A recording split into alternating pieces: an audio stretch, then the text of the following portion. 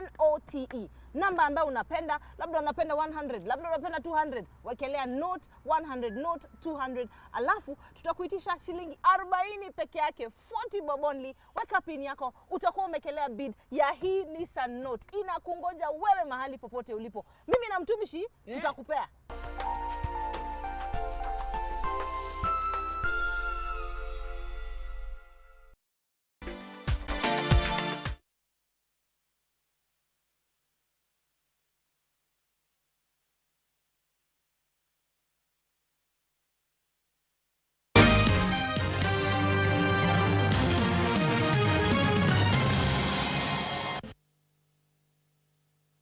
Good evening to you. Thank you very much for joining us tonight on Business Insight here on KBC Channel 1. It's been quite a busy day on the political front with a number of by-elections being held, from Matungu constituency by-elections in Bungoma County to Kabuchai in Kakamega, and quite a number of ward by-elections. We shall be bringing you the latest on that, as well as the latest on matters the COVID-19 vaccine that is going to be distributed, the latest with Purity Museo there. But first, here are today's highlights.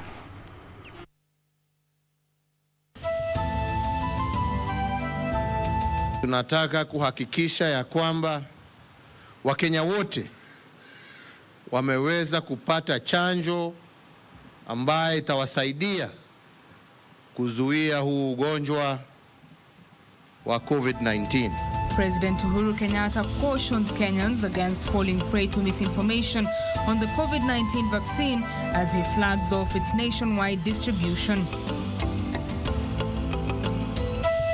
Chaos, tear gas and arrests mar most of the by-elections held today, with several legislators bearing the brunt of electoral violence.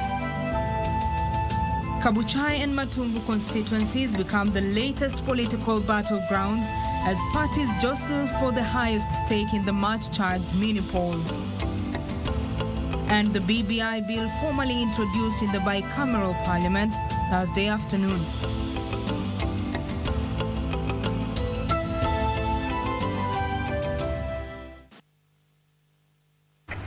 My name is Betty Kiptum, and Lucy Moura is my colleague on the sign language interpretation. We begin with the latest on the COVID-19 vaccine, where President Uhuru Kenyatta has cautioned Kenyans against trusting misinformation and spreading rumors about the COVID-19 vaccine.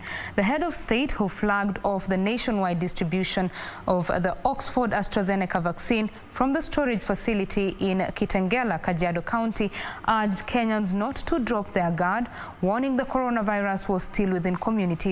290 county vaccine depots have been set up. Kenya expects another batch of the COVAX vaccines before the end of April this year. Purity Museo reports. The official flagging off of the 1.2 million doses of the Oxford AstraZeneca vaccine to the other regions of the country by President Uhuru Kenyatta, signaling the beginning of Kenya's vaccination journey after a year-long battle with the COVID-19 disease.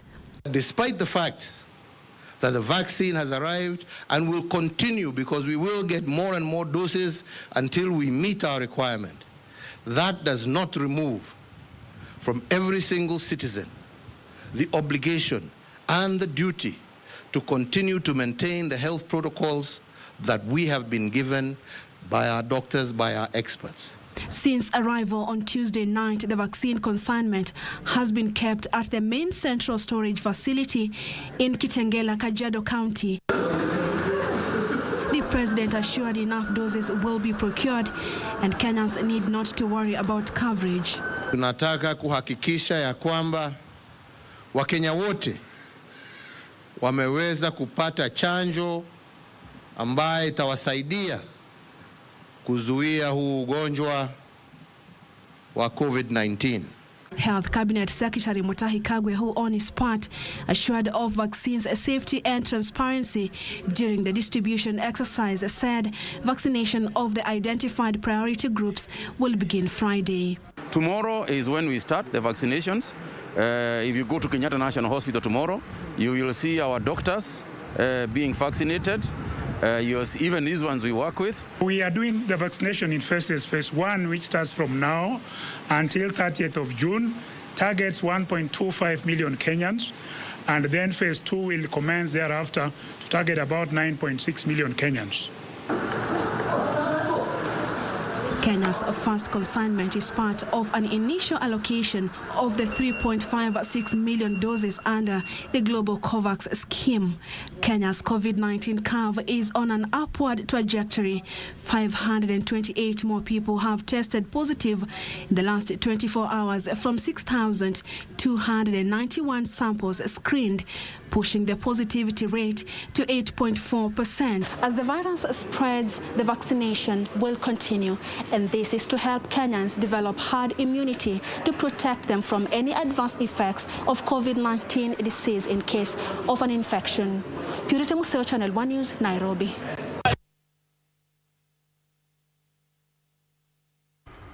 Thank you, Purity Museo, for that report. We now move to the latest on matters politics. That is a by-election that is happening at Kabuchai in Bungoma County.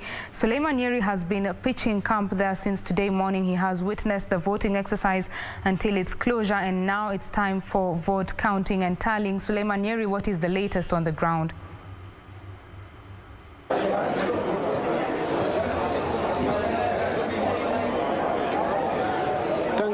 Very much, and we are coming to you live from the Mabanga Farmers Teachers Training College, which is the main tallying center for this by-election, Kabuchai by-election, which was pitting 8 aspirants in this Thursday by-elections. And right now, as you can see behind me, the tallying has been continuing from 5 p.m. when the polling stations were closed. And as the results which are trickling in 8 polling stations have already reported back here at the headquarters or at the polling station, with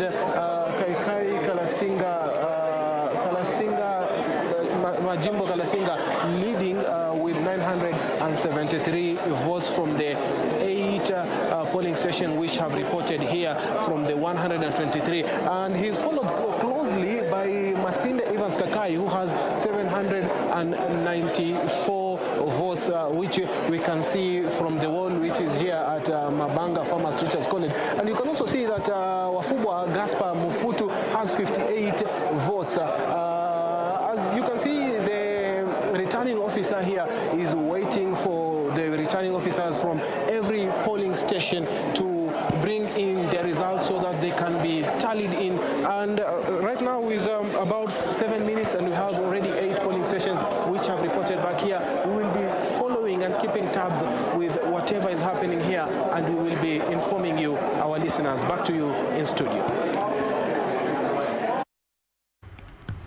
Well, thank you very much, Suleiman Yeri. They're just bringing us the latest from Kabuchai by-election there. That is, the vote tallying is ongoing, and he will be staying with that story to update us even as we continue with the bulletin.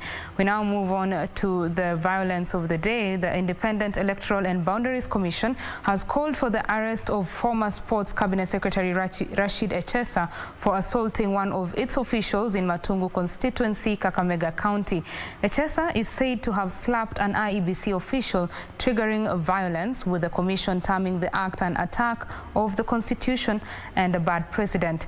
A better part of Thursday's parliamentary and ward by-elections were marred by violence, with 4 members of parliament finding themselves behind bars.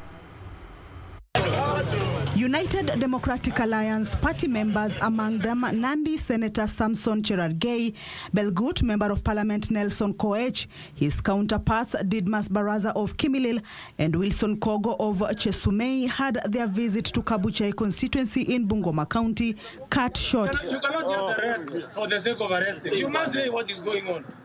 The 4 who were heading to a polling station were arrested for allegedly ferrying weapons and taken to Bungoma police station. A similar scenario was witnessed in the Matungu by-election, where voting was interrupted at Bulonga Primary School polling station. Here, former Sports Cabinet Secretary Rashid Echesa assaulted one of the Independent Electoral and Boundaries Commission officials.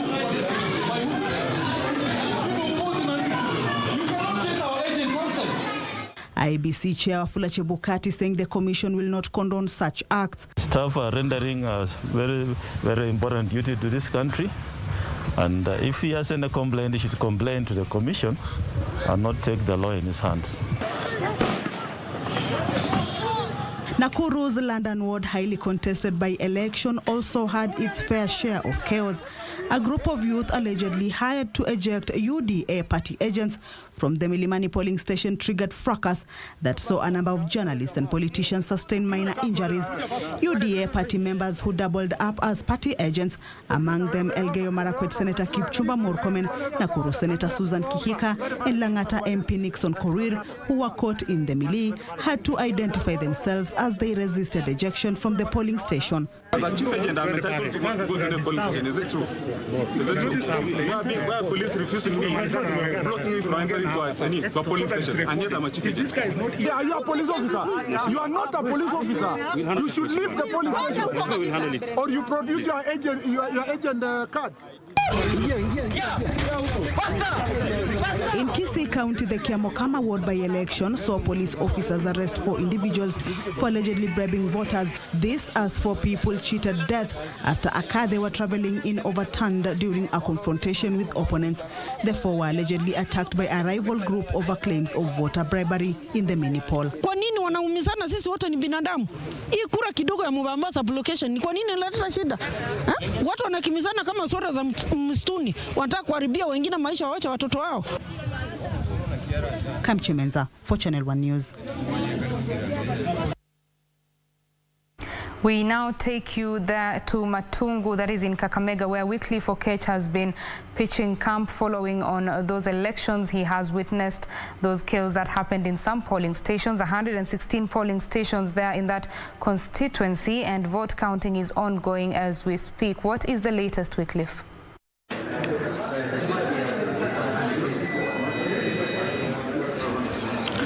Good evening to you, Betty, back in Nairobi. Once again, we are coming to you live from Bulindo Primary School here in Matungu constituency in Kakamega County, where the tallying process for this particular exercise will be done. And so far, there's no particular result that has been relayed from any polling station. Remember, there are a total of 116 polling stations that were earmarked for this exercise, and so far no result has been able to be relayed from any polling station. Remember, there are a total of 62,386 voters who were registered to partake in this particular exercise, and voter turnout, the way we monitored the process since morning, when the polling stations were open at 6 a.m., most of the voters woke up so early to vote for their preferred candidate who will represent them at the National Assembly following the death of the former holder of this particular office, that is Justice Murunga, back in November last year. And just to painting a picture, allow me to paint for you the picture of the entire day that went since the opening of the polling stations in the morning. In most calmness and peace were witnessed in many polling stations, except for a few incidents of violence, such as that of the former Cabinet Secretary for Sports, Rashid Echesa, who was involved in an altercation with one official of the IBC Commission. But then earlier on, we were able to speak with the Kakamega County Police Commander, Mr. Hassan Barua, who confirmed that they are in hot pursuit of the former CS, although they have not been able to plug him from hideout since that event took place. And just show you another incident that involved another violent incident involved Homa Bay Women representative, that is Gladys Wanga, who is one of the agents for the ODM party in this particular exercise. And this particular county, the senator of this Kakamega County, that is Cleopas Malala, they were involved in an altercation over allegations of voter bribery and all that. But then again, the entire process was peaceful except for those. Now that there's no exercise, from my background, you can see just all this looks sad for the exercise, except that no result for a particular polling station has been trickling, but then again we are here until all the polling stations will be the ballot papers from all polling stations will be counted until the winner is declared, and that is we will be here to monitor everything that comes in. That is my end, but for now I hand it back to you in studio. Thank you very much, Wycliffe Okech. There definitely shall be having a long night following up on the tallying process and updating us, but do not tire. We shall be getting back to you in a little bit for more. We move on to other news. The Building Bridges Initiative-sponsored Constitution of Kenya Amendment Bill 2020 was on Thursday afternoon tabled in the bicameral parliament. Introduction of the bill concurrently in both the National Assembly and the Senate comes after endorsement by 43 county assemblies, surpassing the requisite 24. On Thursday afternoon, the Constitution of Kenya Amendment Bill 2020 was formally introduced in the bicameral parliament. In the National Assembly, the document was committed to the Departmental Committee on Justice and Legal Affairs, chaired by Clement Kigano, while in the Senate, it will be handled by the Standing Committee on Justice, Legal Affairs and Human Rights under the leadership of Okongo Omogeni. Now this bill is before us, and the only people who can make a decision on it is ourselves, and thereafter the people of Kenya. Both committees will work together and conduct joint public hearings. Parliament will fast-track consideration of the proposed law in accordance with provisions of Article 257 of the Constitution, which provides for expeditious introduction of legislation driven under a popular initiative. Of the 47 counties, only 3 counties of Baringo, Nandi, and Elgeyo Marakwet rejected the Building Bridges Initiative-sponsored bill, while Uasin Gishu County Assembly is yet to vote. And ODM leader Raila Odinga says the political space for naysayers of constitutional reforms is shrinking. Raila, who on Thursday toured Mombasa County at the same time, challenged Coast region politicians to form an all-inclusive political party, which, if need be, they can use to field a candidate in the 2022 general elections.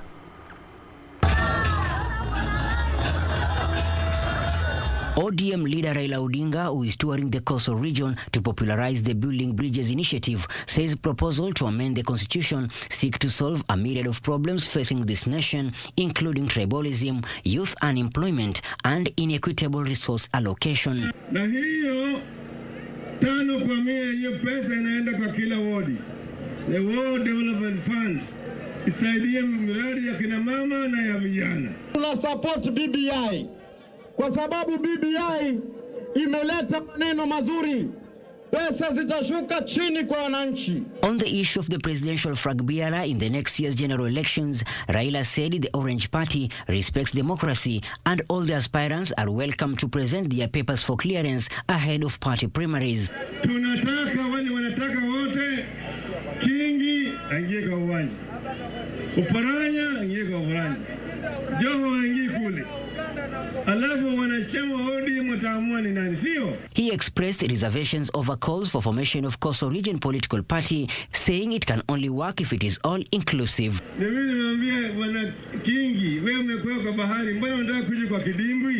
Hichi chama ambacho chataka kuundwa sasa si chama chetu. Ni chama ambacho kiko sponsored na mtu ambaye anapinga maendeleo yetu ya pwani. Oh, tuenda kutengeza chama chetu. Chama chetu ni ODM and we are there to stay with Baba Raila Odinga. Reporting for Channel 1 News from Mombasa County, I'm Michael Moniga. And embattled former Nairobi County Governor Mike Sonko has overcome the first hurdle after the anti-terrorism court in Kahawa West released him on a 1 million shillings bond with similar surety after denying 4 counts related to terrorism. Sonko was charged alongside Clifford Ochieng Ouko and Benjamin Onyango Odhiambo, who have each been released on a bond of 200,000 shillings. Chief Magistrate Diana Mochache also ordered Sonko to maintain peace and not organize any gatherings. However, owing to other counts, among them corruption cases, the former Nairobi governor is still a caged man and thus remains in custody. Former Nairobi Governor Mike Mbuvi Sonko's woes continued on Thursday after the Anti-Terrorism Court in Kahawa West charged him alongside his accomplices with 4 counts of terrorism. The first count, it is alleged that Sonko knowingly recruited unknown persons to participate in the commission of a terrorist act contrary to Section 6 of the Prevention of Terrorism Act. The Anti-Terrorism Police Unit ATPU claimed Sonko was donning military attire for commission of a terrorism act. He was also charged with 3 counts of possession of property for commission of a terrorism act. The first accused is released on a surety bond of 1 million or a cash bail of 500,000. The second and third accused persons are released on a surety bond of 500,000 or a cash bail of 200,000. It is noted that the first accused is a politician. It is therefore ordered that he shall not mobilize crowds for purposes of committing any offense. Together with his co-accused, they are expected to deposit their travel documents with the court and not to contravene bond terms. The pre-trial for the case is slated for the 22nd of June. Earlier in the afternoon, the Anti-Corruption Court ordered Sonko to be examined by a government psychiatrist at Kenyatta National Hospital to ascertain whether he can continue with his corruption cases trial. Taking into cognizance that mental condition can only be a matter of situation at any given particular time, and further taking into account the duration apart when these 2 medical examinations were undertaken, I hereby direct further that the first accused be again examined by a government psychiatrist at Kenyatta National Hospital, and who should confirm if he is fit to stand trial, to complement the 2 medical reports already on record. His defense counsel had made an application seeking an adjournment of a 14 million shillings graft case. Chief Magistrate Peter Ooko issued the orders after Sonko's lawyers informed the court that the former city chief was unwell. I directed for the applicants, for the application by DPP and that by accused one, the applicant to serve the respondents by close of business 19th February 2021. In case they have not, the respondents to reply within 4 days. The applications will be decided based on the submissions, and the court will give a decision today. In the morning, under tight security by officers from ATPU, accompanied by paramedics and an ambulance on standby, Mike Sonko's application to have the Anti-Corruption Chief Magistrate Douglas Ogoti recuse himself from one of his corruption cases was declined. For Channel 1 News, I'm Ben Troinjue.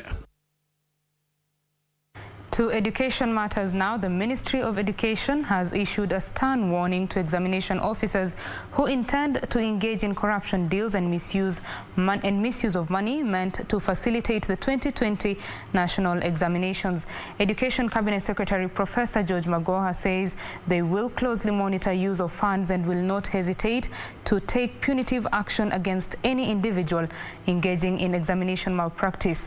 The Kenya Certificate of Primary Education Examinations for Standard 8 candidates will be held between March 22nd and 24th, while Form 4 candidates will write the Kenya Certificate of Secondary Education examinations from March 26th to April 21st. A total of 1,938,667 candidates will sit for the examinations. On Thursday, Education Cabinet Secretary Professor George Magoha was at the Kenya School of Government to launch the national examination period. It is here that he read the Riot Act to those charged with the responsibility of ensuring the Kenya Certificate of Primary Education and the Kenya Certificate of Secondary Education examinations are conducted in a free, fair and credible manner devoid of any malpractices. It's going to ensure that every officer in the field is able to carry out his or her duties without due hindrance. If you attempt to steal that money, it is going to be poison for you. Professor Magoha said only teachers accredited by the Teacher Service Commission will be allowed to handle the examinations. If we find or even smell that you have a BOM teacher who is not even a TSA registered teacher and is handling examination, and you have other teachers left out, then we are going to have a chat with you. As usual, we commit from the Ministry of Interior our support. Teacher Service Commission Chief Executive Officer Nancy Macharia confirmed 227,679 invigilators and center managers have so far been vetted to oversee the exercise.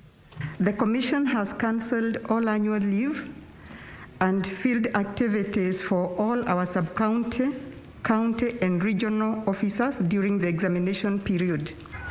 Even as the year 2020 candidates intend to sit for their national examinations in the next 2 weeks on a unique day, month and year occasioned by the COVID-19 pandemic, the Ministry of Education, together with that of Interior, has vowed to deal with any individual interfering with the credibility of the examination, even as it lashes out on those saying the government is not prepared for this examination period. Timothy Kipnusu for Channel 1 News. Now, ICT Cabinet Secretary Joe Musheru has challenged the newly established Crime Reporters Association of Kenya, CJAC, to help fight emerging digital gangs advancing social media vigilantism and criminal ideologies. Speaking at the Directorate of Criminal Investigations headquarters during the official launch of the Crime Reporters Association of Kenya, CS Musheru said the partnership with the association will guide further action and enhance security in the country.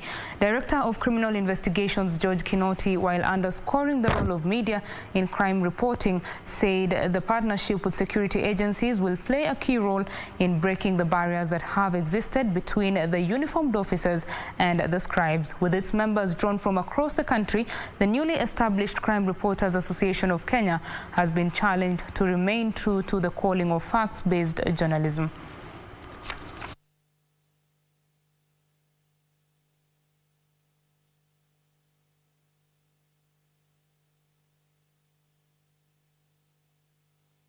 I would like to point out the threat of some emerging digital gangs that are advancing social media vigilantism and criminal ideas, and you owe it to yourselves and to the country to take the lead in reversing this dangerous trend.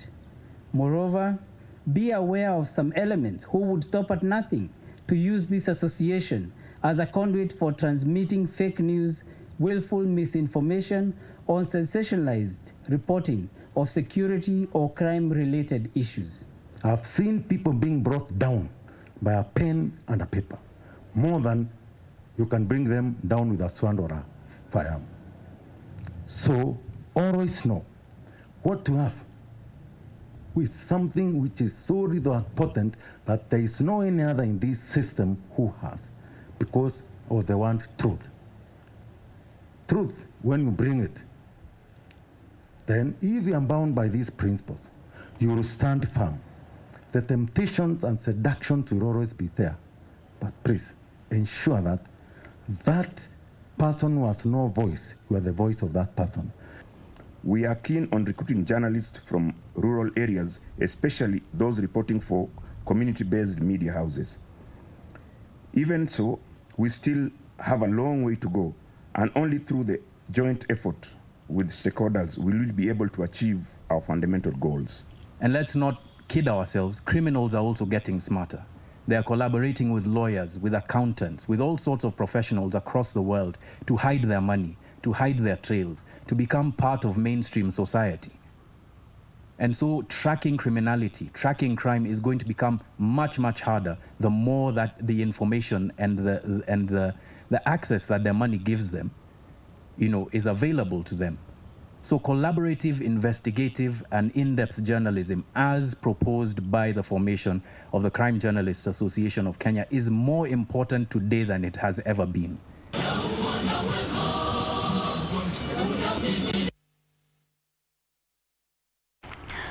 That brings us to our first break here on Channel 1 Business Insight. Do stay with us. We shall be bringing you more, including the latest in the world of business as well as sports. Stay with us.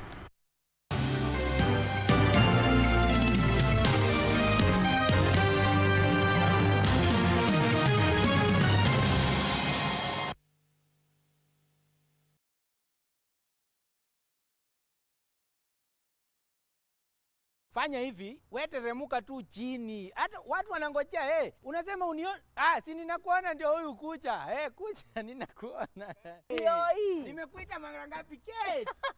This is the Nissan Note. Hii ndio motoka. Not that this is the Nissan Note we are giving out. Na ni rahisi sana kuwekelea bid. Unaenda kwenye lipa na M-Pesa. Unaweka paybill number 4032353. Kisha unakelea account number ya Nissan Note ni Note, N-O-T-E. Namba ambayo unapenda, labda unapenda 100, labda unapenda 200. Wekelea Note 100, Note 200. Alafu tutakuitisha shilingi 40 peke yake, 40 bob only. Weka pin yako, utakuwa umekelea bid ya hii Nissan Note. Inakungoja wewe mahali popote ulipo. Mimi na mtumishi tutakupea. Next on. Afaulu ama amefaulu yule ambaye anaiongoza nafsi yake, na amepoteza na amepata losses yule ambaye anaiachia nafsi yake iwe ni mwenye kumuongoza. Ukishaizoesha nafsi yako kumwabudu Mwenyezi Mungu Subhanahu wa Ta'ala kwa sura alivyokuamrisha Mola Subhanahu wa Ta'ala, basi hivyo ndivyo nafsi itakavyokuwa ni yenye kwenda.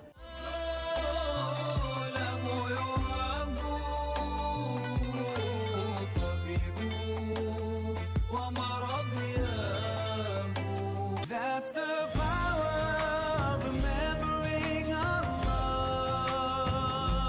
It's the best way to purify your heart.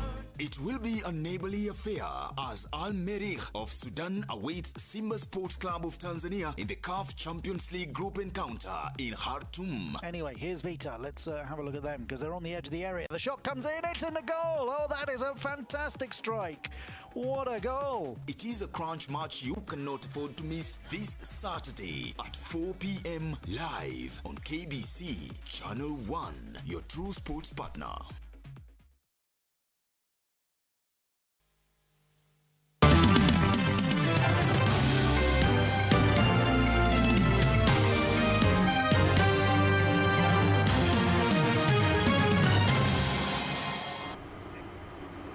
Thank you for staying with us. If you've just joined us, you are watching Business Insight on KBC Channel 1 and I am Betty Kiptum.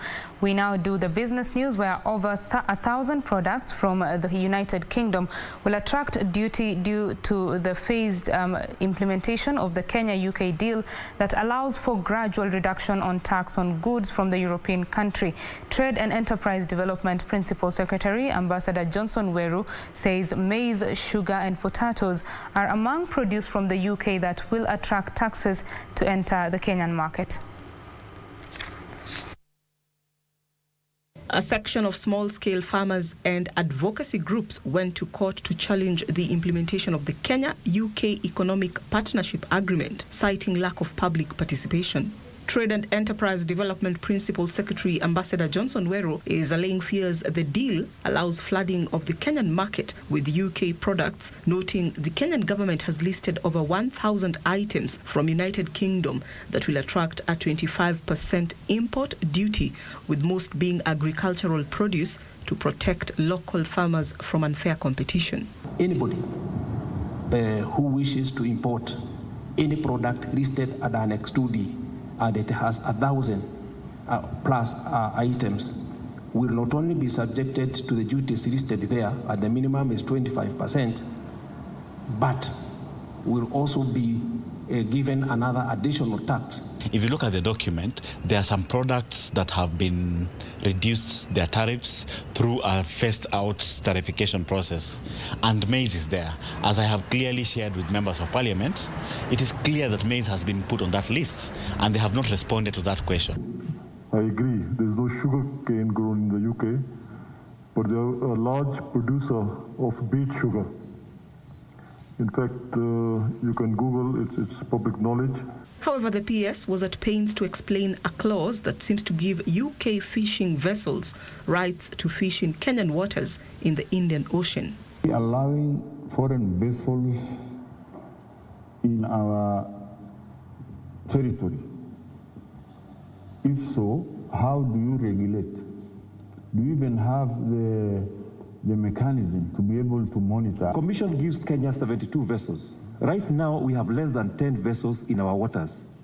Now, in UK, they have more vessels than they are allowed by their own organization out there. So they have many vessels that they can come and flood our Kenyan waters in one day, and then they finish all the quota that we have been given by the Indian Ocean Tuna Commission, just because we don't have the capacity to put those vessels. Marine surveillance. So we are ordering these vessels from them, and we are also ordering from other countries. What we would like to do is to combine the security and the economic activities in a manner that is advantageous to both parties. Those who met the National Assembly Committee on Trade raised concerns the Kenya-UK deal would only favor large companies who are able to meet the high UK import standards. Of pork. We have farmers who are contracted by Farmers' Choice to be able to supply pork to them. If this agreement is liberalized as it is being done, they stand to suffer. There were those who called on Parliament to fast-track ratification of the treaty to enable Kenya invest the value chain. To us, it's a special blessings in disguise and a privilege. So we need to be captive and capture this niche market. The agreement allows for partial reduction of tariffs on some UK goods over a period of 25 years. Now, the proposal to have new businesses enjoy a 7-year tax holiday has been welcomed by entrepreneurs who say lack of capital and levies were contributing to startups going under within 5 years. The entrepreneurs say the affirmative funds established by the government have helped sustain enterprises owned by special interest groups, thereby enabling them to grow their ventures or diversify into new opportunities. Here is Steve Miner with the details.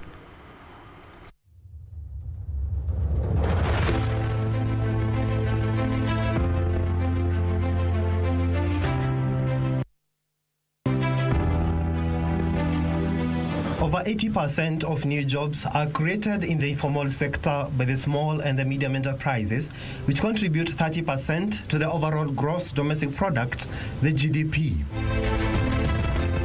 However, most small businesses collapse before their 5th birthday due to, among others, challenges in accessing capital.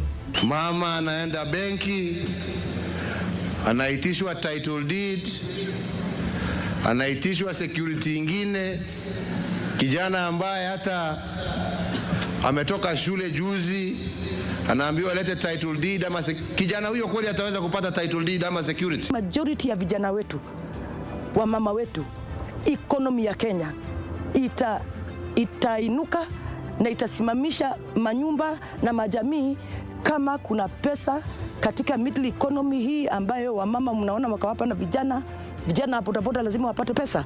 To cushion small businesses owned by the youth, women and people with disabilities, the government established the Youth Enterprise Fund, the Women Enterprise Fund and the Uwezo Fund as revolving funds offering interest-free loans.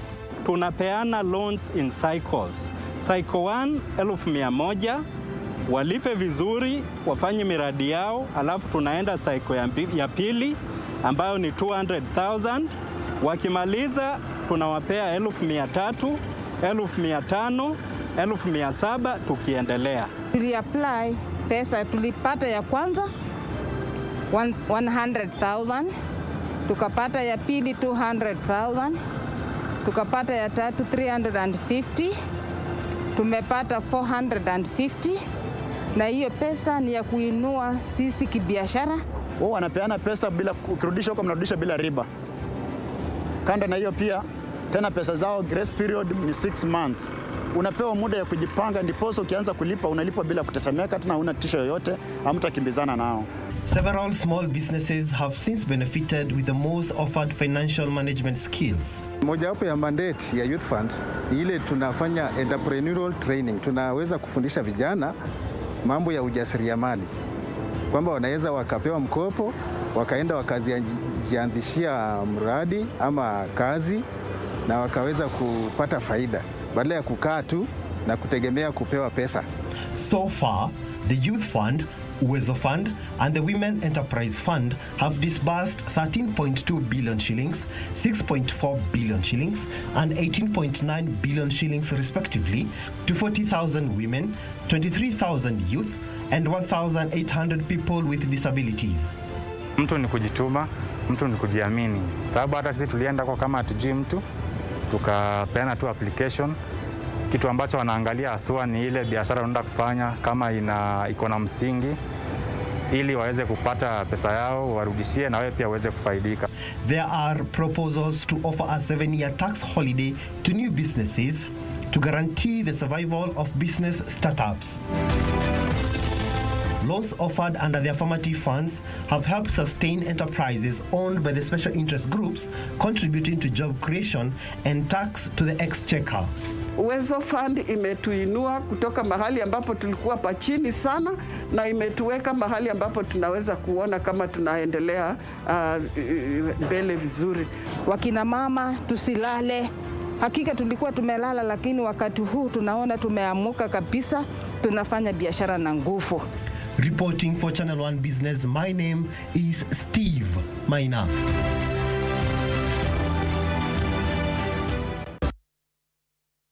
Now, the Aberdare National Park, Thompson's Falls and Lake Olbosat are the renowned tourist sites in central Kenya. Lalanasi is a hidden gem where visitors can engage in kayaking, swimming, horse riding and quad biking. Here is Irene Muchuma Odem with the details on this week's edition of Magical Scenes.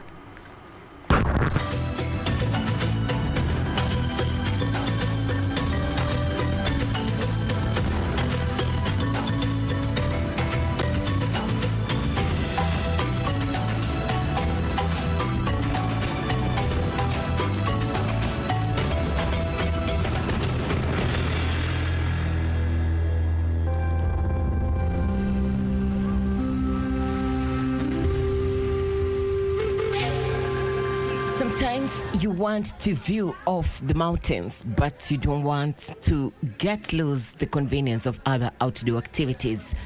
If this is it, then Nyandarua could be an answer. River and mountain views usher you to this magical destination. And in case you want to feel closer to nature, a horse ride would be convenient to uncover the beauty tucked in Lalanasi.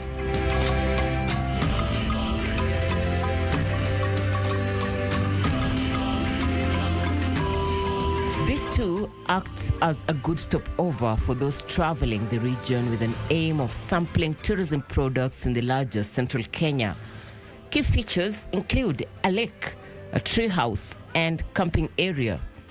There is a cool and serene environment where families, corporates, and friends can put up and enjoy a stay.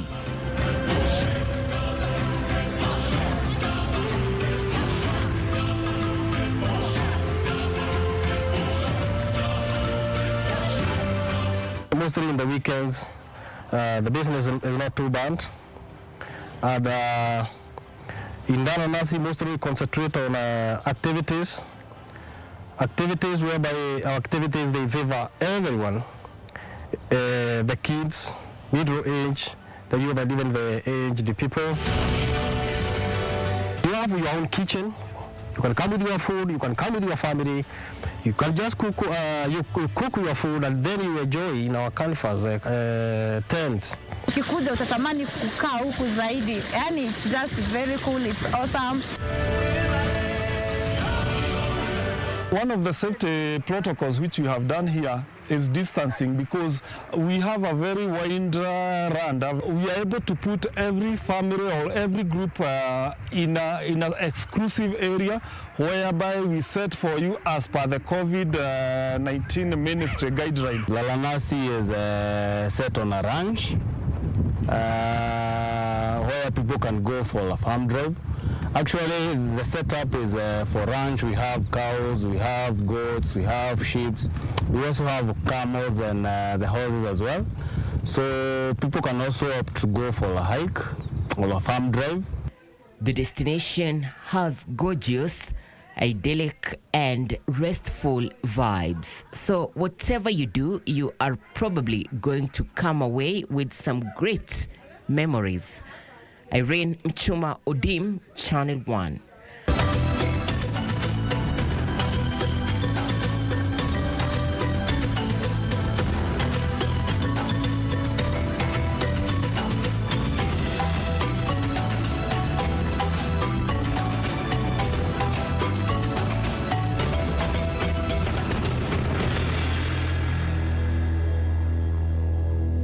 Now, most Kenyans who buy second-hand clothes do so because they believe they are cheaper when compared to new clothes, making the demand for Mitumba a function of income.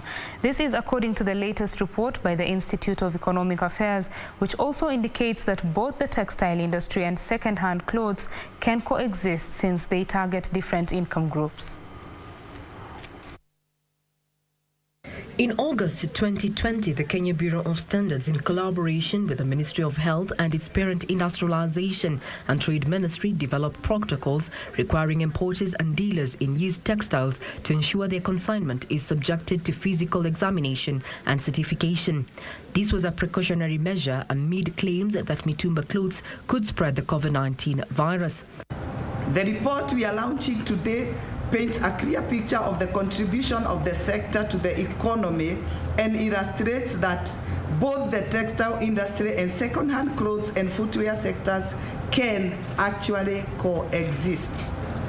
Indirectly, in the value chain, a whopping 20 million people are employed or earn some kind of a livelihood from this particular trade. It provides 18 billion shillings to our national treasury. The Mitumba Association of Kenya has welcomed the law and economics of second-hand clothes in Kenya report by the Institute of Economic Affairs, which indicates that importation of Mitumba clothes has little impact on the textile industry, since the purchase of second-hand clothes in Kenya is mainly influenced by the price. So goods of clothing and footwear of less than 1,000 shillings is purchased, but whether it's new or it's second-hand. And what this suggests to us is that people are looking for specific styles or very specific needs on which they spend the money. If you look at the high number of purchases that is taking place, for that third column in the middle, it's telling you that it's very difficult to sustain the argument based on these numbers that Mitumba trade is a substitute for local textile manufacturing or new clothes for that matter. Despite this, the report by the Institute of Economic Affairs indicates that there are new clothes selling at less than 1,000 shillings and that are bought by 74.5% of Kenyan households.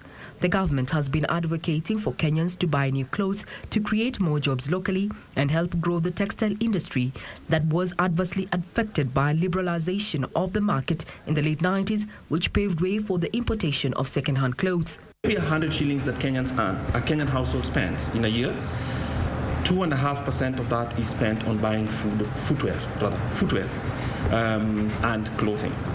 And this is both Mitumba and other sources. So basically it's a consolidated figure. Using the data, all this comes down to about just slightly less than 200 billion, about 178 or 180 billion for the year 2019. In 2019, Kenya imported 185,000 tons of second-hand clothing that attracted 12 billion shillings in taxes, and the sector employed 2 million people. Regina Manyara reporting for Channel 1 Business.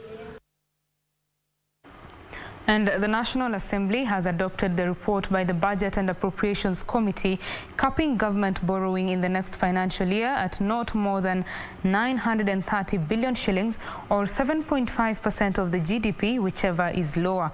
Debt management took center stage during debate of the report, with most legislators concerned of the level of public debt. When the report was exposed to a vote, those in support of lower public borrowing carried the day.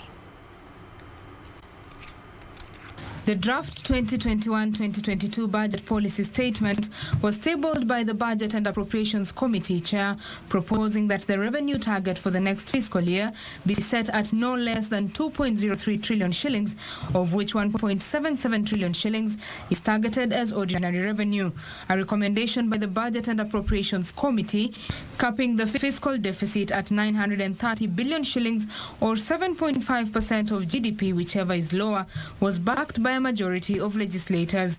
Parliamentarians took issue with the level of public debt, noting that future generations could be overburdened by loan repayments, which could affect their ability to undertake development projects. We have to help this country. We have to go back and see where the rain started beating us. How I wish, Honorable Speaker, that this deficit would be reduced to the levels of 6 to 7% And I would really implore on the Budget and Appropriations Committee to get the National Treasury to reduce this budget deficit to a level of at least 6 to 7%. Some legislators defended the public debt level, noting that cash was being invested in development projects and provision of basic needs such as security, health and education. So long as we are not able to cover all the expenditures we want through our taxes. Because you can either only finance through the amount you get from taxpayers or have to borrow, so long as the need is still there. We committed ourselves to free education. We're spending 27% of our budget on education. After heated debate, members of the National Assembly adopted the report, capping the 2021-2022 budget deficit and the amount that the National Treasury can borrow to finance the budget for the next financial year. Will as many as for that opinion say aye? Aye. As many as the contrary opinion say nay? The ayes have it. Betty Kiptum, Channel 1 Business.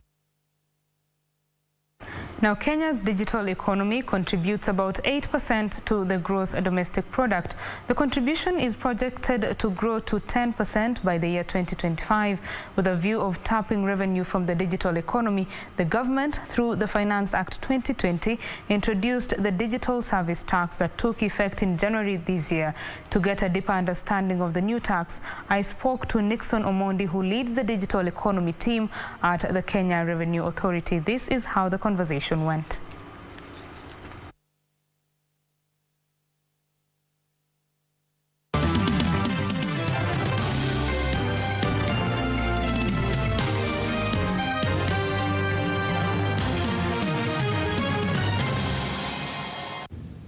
Thank you for staying with Business Insight. Tonight on our interactive session, we'd like to have a conversation on Matters Digital Services Tax. This tax came into effect on the 1st of January 2021 after it was introduced in the Finance Act of 2020. To give us an overview of what impact it will have on the Kenya's digital economy is Nixon Omondi. He is the team lead at KRA, that is the Kenya Revenue Authority, in charge of the digital economy. Thank you for joining us and welcome on set. Thank you and welcome as well. Asante sana. Yes. So what is this digital services tax? Digital service tax, as the name suggests, is a tax on digital services. Mm-hmm. Actually, there's been a lot of misconception that if you sell goods through an online platform, are you liable to digital service tax? No, you are not. You're not. It is the provider of the digital platform who pays digital service tax. Digital service tax comes at a time when the economy is undergoing, a transformation. Of course, accelerated by COVID-19. When most of our activities, including business activities, have gone online. And this is not just because of COVID. We know since the 90s, when people using computers more so in Kenya, maybe they came earlier, we find that the various facets of the economy are undergoing transformation. They are being digitalized. For example, today if you want to monitor your farm in Kitale, you might simply need a gadget in Kitale and you're able to monitor the farm, how it is doing right from Nairobi. Instead of traveling all the way to go and see how your products are doing or your crops are doing, or even cows. There are agricultural, the kind of mechanizations that have happened that you get signals every now and again. You go to the health sector. Now you are able to contact a medical professional at the comfort of your home. Explain to them what you are undergoing, and they'll give you advice. You go online, get your medicine from another store or chemist, and they get delivered by a digital platform rider. So basically, the health sector is also being digitalized. Look at the way we shop, okay? All you need is to go online, pick the goods you want, get somebody who will deliver them, again engage them digitally, and you get them delivered to your doorstep. So basically, the world is moving digital. And if you look at the tax laws the way they are not able to capture some of these developing economies or the digitalization that we are talking about, to ensure that everybody contributes their fair share of tax. You see digital service tax coming in. Number two, the taxation is largely dependent on your physical location in a place. Actually, the proponents of tax who came up with some of these rules came up with what we call the benefit theory, that you pay tax in an area where you derive benefits. And of course, you derive benefits if you are present there. You use our good roads, you use our good security, and therefore it's only fair that you also contribute. But now, people can enjoy the good environment created by our good government while they are not physically present. They can sell services to Kenyans, because without security, water, infrastructure and all that, people might not derive the income they derive from Kenya. And therefore, tax needs to move with the times. So if you are a local person and you're offering similar services, you'll pay tax. Right. So as you roll out this tax currently, how do you know that someone qualifies, or who qualifies to pay this tax? First of all, we have a current motto in KRA. Our main mission is that we trust and we facilitate taxpayers. So that is the first line we are using to implement digital service tax. So whoever knows he's falling within the law and they are providing digital services, they need to come forward, self-assess and pay. If you don't, because we trust Kenyans, and even the law also says we presume you innocent until proven otherwise. So if you don't comply, then what we need to do is now to get other sources of information that will lead us to you, to know you didn't comply. Then we take other mechanisms that are provided for in law. And those procedures might not be very good. Yes, so first of all, self-declare, come forward, apply for registration, pay the taxes. If you don't, then we use other mechanisms, because we are living in a digital world and there's a lot of information. Because digitalization is actually enhanced by data utilization.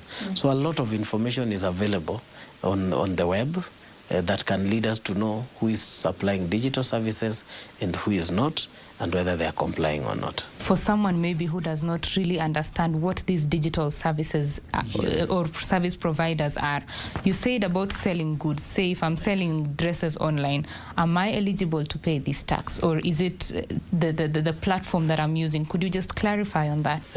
Digital service tax is applicable on digital services, what people say electronic services. Let me give you examples to drive it home. One is those people who provide intermediation. They provide platforms where buyers and sellers meet to transact. We are not looking at the buyer, we are not looking at the seller. We are looking at the provider of the platform where buyers and sellers meet. And this platform should be electronic. So there are those platforms that enable one maybe to buy a ticket. You want to go watch a movie. So somebody has provided a platform where you, as the person who want to go watch, you are able to get the ticket. And then the other person who is provided the movie services is also able to sell. So you are connected. And how about for social networks, so to say, the social platforms, where maybe someone has a page or just their personal account, they go post that they sell shoes and they meet, say, a buyer there. Who in this case pays the digital service tax? In the social space, I think there are three kinds of transactions that are very important so that we clear. One is where you have a following and you monetize your page in the process. Because some of those social media platforms pay you based on your following or the activity on your page. If that happens, you have earned through a digital means. You have monetized your page through a digital platform. So you are liable to digital service tax as the person earning the income. And then number two, somebody wants to promote his brand or her brand through your page because of the following you have. So what happens? They engage you. They tell you, put up this product on your page. and then we'll pay you so much. Okay? That person is doing digital advertising, which is a digital service. And therefore, again, you as the owner of the page, you pay digital service tax because you are the one earning through the digital platform, but not the company or the person advertising.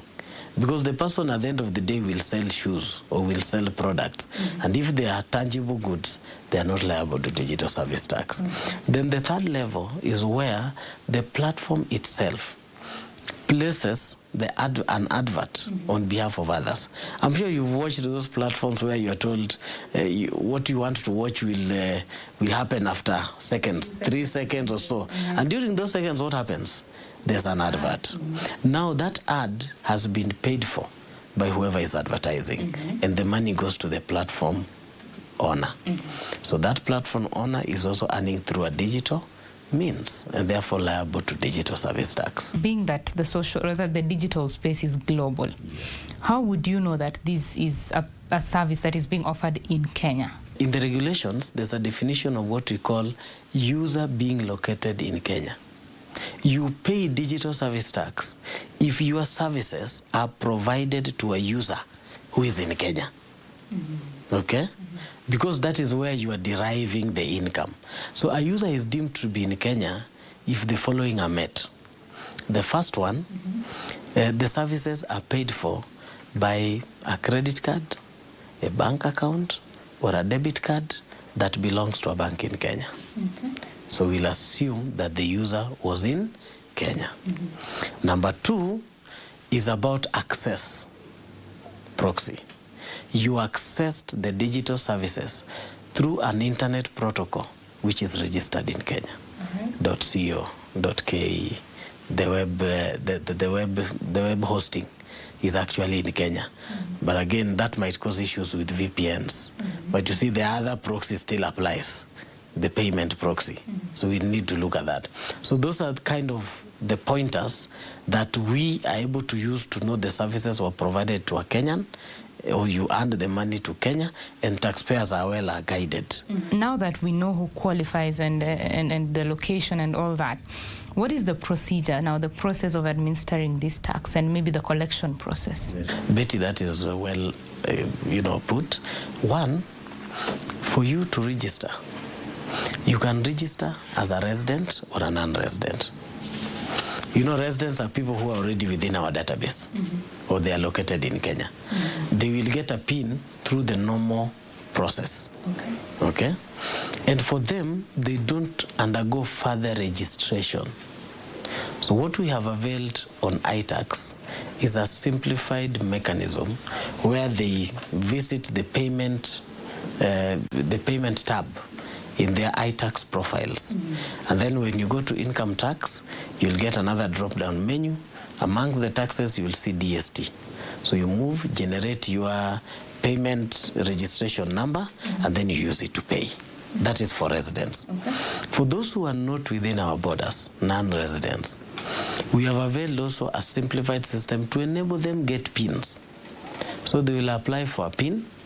They need to attach 2 main documents. The equivalent of a PIN in their country of registration. In some quarters, they call it the transactional or identification number. Some people call it the tax identification number.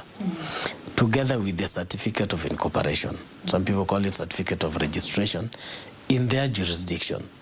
So with those documents they attach, then there are minimal fields to be filled in, and then you are issued with a PIN. So with the PIN, you also do the same way the residents do. Your iTax profile, go to payments tab, and then you're able to follow to income tax, digital service tax, and then you pay. So it is a simplified way of doing things because we want everybody to comply. And remember, we are also going global. We want the global entities who are not here also to comply without a lot of, without introducing so many complications to them. So basically, it is a self-assessment.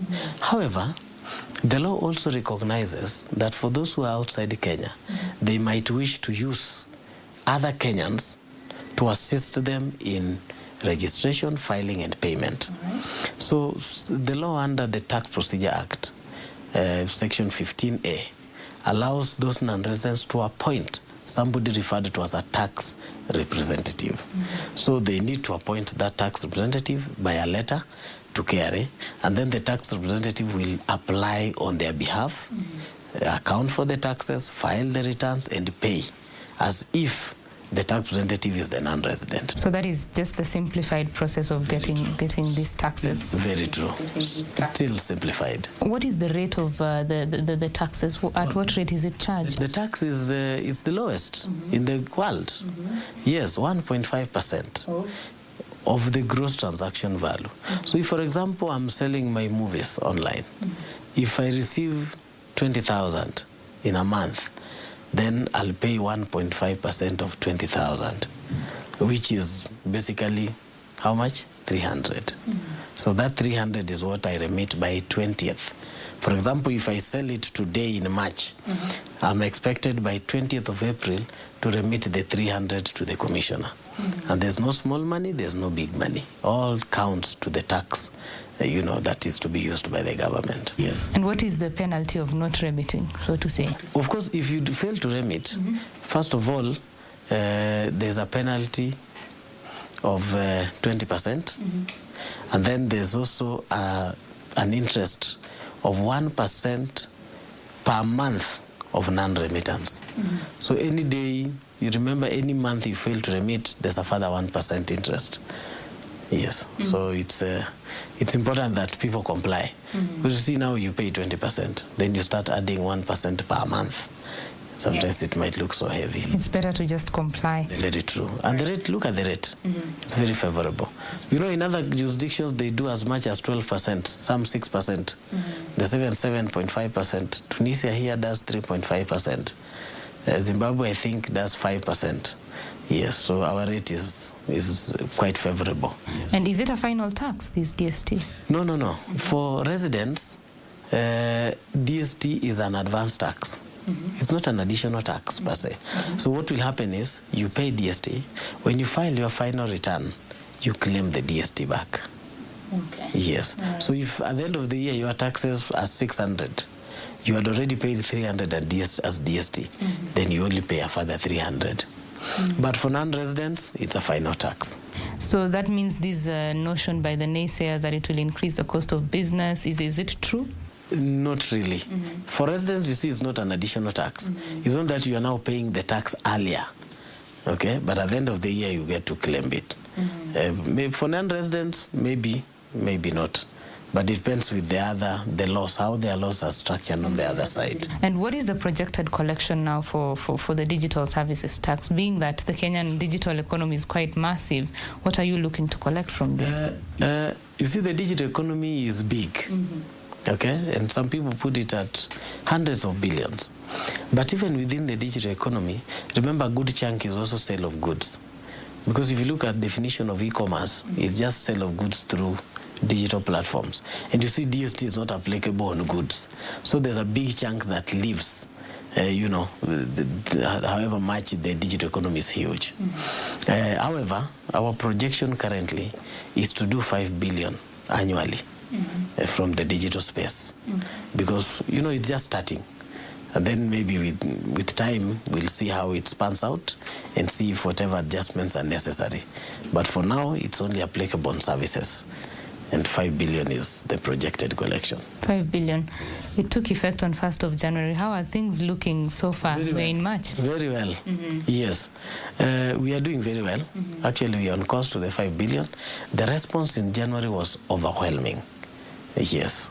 So I think generally Kenyans are very compliant people in tax, and we want to invite more to continue complying so that, to avoid the issue of penalties and interest. And of course, instead of enforcing, sometimes when you enforce, you might end up, closing somebody's business. We want Kenyans to continue doing their business. So now let's talk about, say, people who are aware. They know that they qualify to pay, and they still choose not to register and or pay. Sure. Is there a mechanism that the authority has of going after them? If they are residents, there are mechanisms.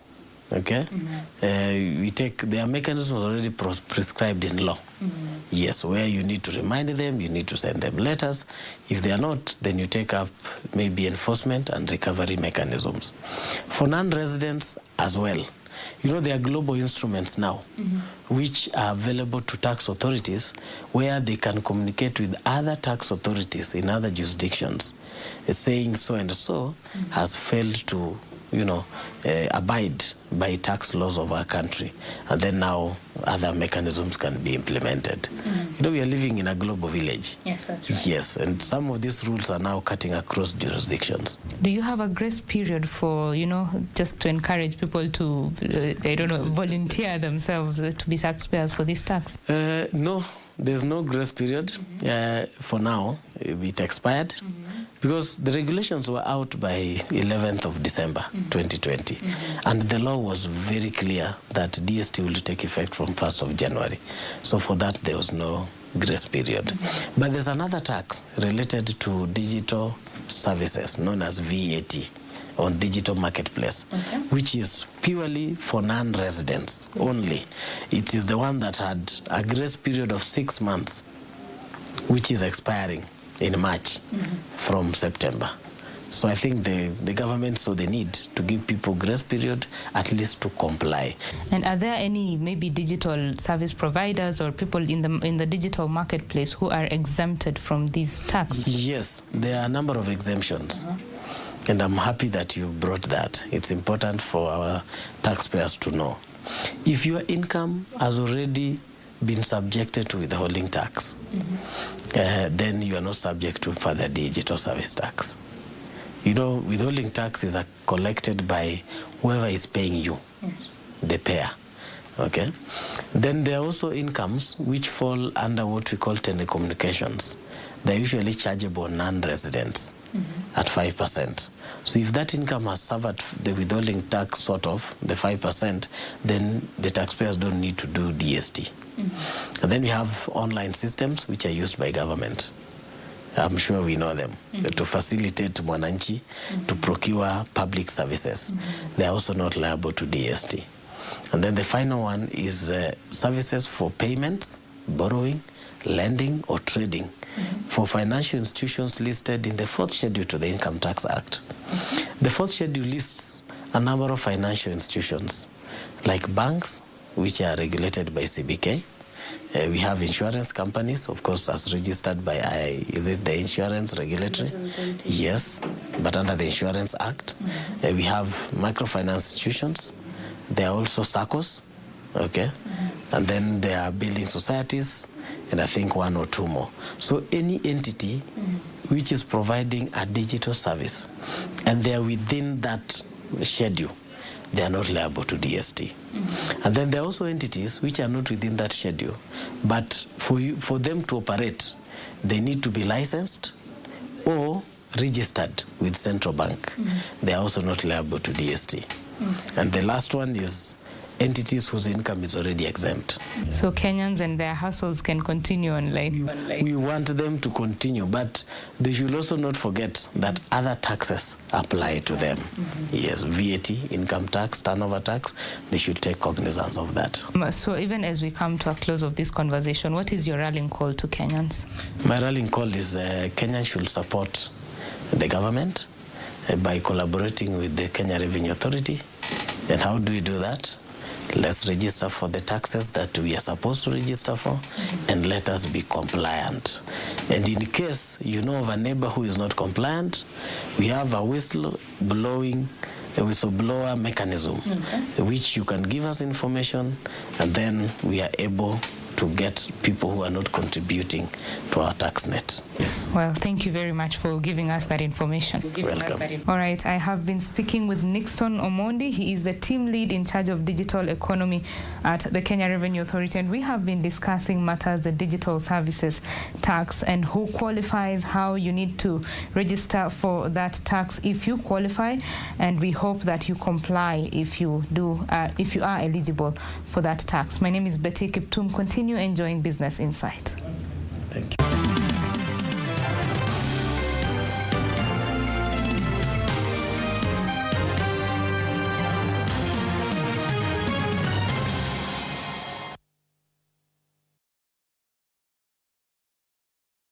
Ili kupata skiza tune hii kwa simu yako, bonyeza alama ya nyota 811 alama ya nyota 962 alama ya reli. Aya. Unanipigia na reverse call. Unajua ile kitu naweza reverse peke yake. Ni Land Rover nikiendea wahalifu mahali wako. Ndio wakucha wameingia kwa Land Rover chup. Lakini wewe kunipigia reverse call. Why are you defrauding the government? No. Look for the airtime and call me. Okay? Ukipiga na reverse call, hata mimi sita reverse. Unasikia? Tusisoyane bwana. Ukitaka kupata skiza tune hii, bonyeza alama ya nyota 811 alama ya nyota 962 alama ya reli. Nyota 811 alama ya nyota 962 alama ya reli. The pain that I suffered watching my son that close to death. The hospital said that your son was not expected to survive. Use the word miracle. He saw things that I can't really explain. Your son had a near-death experience. I lifted up and I looked down. Mom was in one room, you were in another room. Is something wrong with Colton? Sometimes he says weird things. You had a grandpa named Pop, right? He died when I was about your age. He's very nice. You saw my grandfather? Is this the man you saw? That's him. That's Pop. I want to believe him. But everything he talks about is impossible. We all want to be supportive, but we can't have our town turn into a circus. They don't believe me, do they? Some people might be afraid to believe. You know, the first cry of a baby, the courage of a friend, the love of a mother, a father, I see it, so I believe it. Do you? On the next episode of... Saida! Takuficha wapi sasa? Saida fungua. Yaani Saida hufungui? Mume wangu, wana subra. Dawa wote hasemi chochote? Hasemi chochote, kazi yake tu kutafuta tu. Huku ya hema kama lori. Huku ya hema kabisa, nakwambia. Leo mpaka kanywa maji. Kwani rafiki yangu? Kwani leo ulikuwa mficho wapi wewe? Ulikuwa mficho wapi wewe? Wewe vipi mume wangu?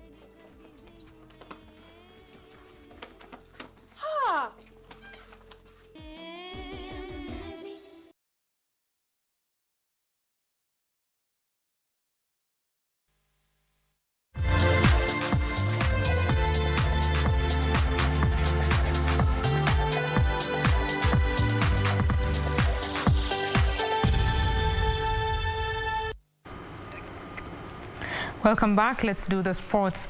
Athletes who were camping at the St. Mark's Teachers College in Embu have been released by Athletics Kenya following the postponement of the Africa Cross Country Championships, initially set to be held in Lome, Togo this weekend. Kenya had already selected a team for the continental event, which was postponed due to COVID-19 concerns in the Togolese capital. The Africa Cross Country Championship Residential Training Camp has been closed after about 20 days of training at St. Mark's Teachers Training College in Kigari, Embu. The camp was closed after the 6th African Cross Country Championships, slated for March 6th to 7th in Lome, Togo, was postponed to a later date. The hope and the spirit is that they are going to join in the other competitions and they will do very well, so they should not be, they are not discouraged, because this was not the end of the world. The Confederation of African Athletics said the organizers of the event made the decision to postpone the continental event due to COVID-19 concerns in the Togolese capital. Kenya had already selected a team to travel to Togo, and Athletics Kenya officials released the athletes from camp on Thursday, urging them to continue training individually. I'm sure Lome, Togo wanted to they were committed to host this event, but because of the challenges, you really cannot, we just have to understand and make sure that we go by their decision. And so we hope that another chance will come when we will go to Togo, because this has been the second time. And you remember last year, it was not just Togo, it was almost the whole world postponing or cancelling certain events. The camp had also experienced challenges initially with athletes who are students yet to make it to camp as they were preparing for their Kenya National Examination Council examinations. This is the second time the Africa Cross Country Championship is being postponed. And the 39-member Central Management Committee of the Tokyo 2020 Olympic and Paralympic Games received a report of Team Kenya preparations for the Games this year. Marathoners are in Ngong, Kaptagat and Eldoret. 10,000 meters and 5,000 meters will be put in specific camps, while sprinters will camp at Kasarani Stadium. Team boxing is training at AV Gym in Lavington. Prospective swimmers are training abroad. The Taekwondo team is training at CID Training Camp in South Sea. Rugby Sevens teams arrived in the country on Tuesday from a 2-week high-performance camp in Madrid, while Malkia strikers are expected to go to camp after the completion of the national club tournaments. The teams still on qualification pathway are wrestling, judo, karate, beach volleyball, table tennis, canoe and rowing.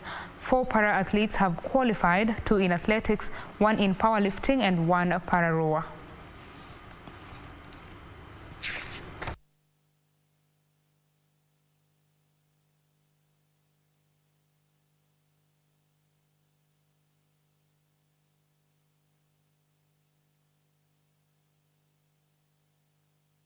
Face Tunisia in the 3rd place playoff match of the Under-20 Africa Cup of Nations tomorrow night. Curtain raising the final between Ghana and Uganda, which will be played on Saturday night. The 2 matches will be televised on KBC Channel 1. After nearly a month of battles for the Africa Cup of Nations Under-20 title, only 2 matches remain in this year's tournament, the 3rd place playoff encounter and the final. Gambia, who have impressed in the tournament, will play Tunisia in the 3rd place playoff match tomorrow night at the Cheika Stadium, before Ghana meets Uganda in the final on Saturday night at the Olympic Stadium. Gambia and Tunisia will be meeting in the 3rd place playoff after suffering defeats to Ghana and Uganda respectively in the semi-finals. Gambia suffered a narrow 1-0 loss to Ghana, while Tunisia were no match for Uganda, who thrashed them 4-1 in the other semi-final. A total of 16 teams took part in the tournament hosted by Mauritania. The 2 matches, the 3rd place playoff and the final, will be aired live on KBC Channel 1.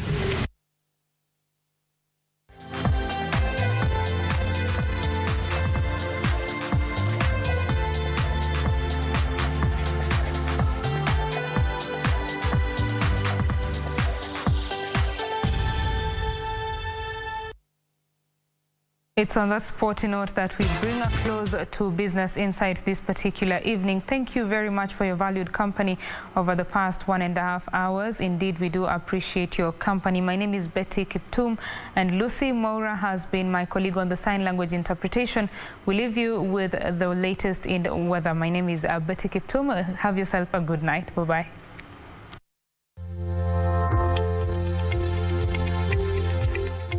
A very warm welcome to Channel 1 Weather Updates. My name is Irene Mchuma Odem. It is one of those nights that generally the whole country will experience dry weather conditions. Tomorrow it will be sunny in the morning, the whole country, right from the northeastern to the northwestern, the Lake Basin region, the capital and counties around the region, and also the coastal strip. And also in the afternoon, it won't be any different. Only in Kisii, there'll be showers accompanied by thunderstorms, and also Meru and Nyeri over high-ground areas will experience wet conditions. The capital tomorrow will experience highs of 26 degrees Celsius, and Mandera and Lodo will experience the highest temperatures across the country at 37 degrees Celsius. Now, residents in Marsabit and Turkana areas, kindly do take precautionary measures. There'll be strong southerly winds of 12.5 meters per second. Do have a good night. See you tomorrow, God willing.